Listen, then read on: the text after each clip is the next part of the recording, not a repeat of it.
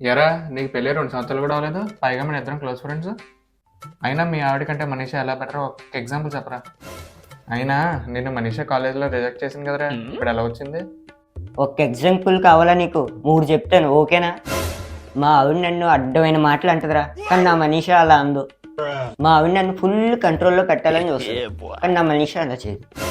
మా ఆవిడ weekly shopping అంటదిరా బాబు, కానీ మనీషా అలా ఇబ్బంది పెట్టే రకం కాదు. పైగా మా ఆవిడకి వంట తక్కువ, ఆన్లైన్లో ఆర్డర్లు ఎక్కువ. ఎవడో తెంగిరేదవా కట్ చేసిన ఉల్లిపాయలు కాయగూరలు ఆన్లైన్లో అమ్ముతుంటే వాటిని కూడా ఆర్డర్ పెట్టి వంట చేస్తుంది బావ. అయినా నాకు కూడా తెలియకుండా ఇంట్లో ఇంకో పిల్లని ఎప్పుడు పెట్టారా బాబు? ఏటి నా ముఖానికి ఆ, ఇంకో పిల్ల? మరి మొన్న మా ఆవిడ బర్త్డే అని బర్త్డే అని కుక్కరా కుక్క. ఎవరు మీ ఆవిడ? కాదే, ఓహో నువ్వా? నీ కామెడీ ఆపరా.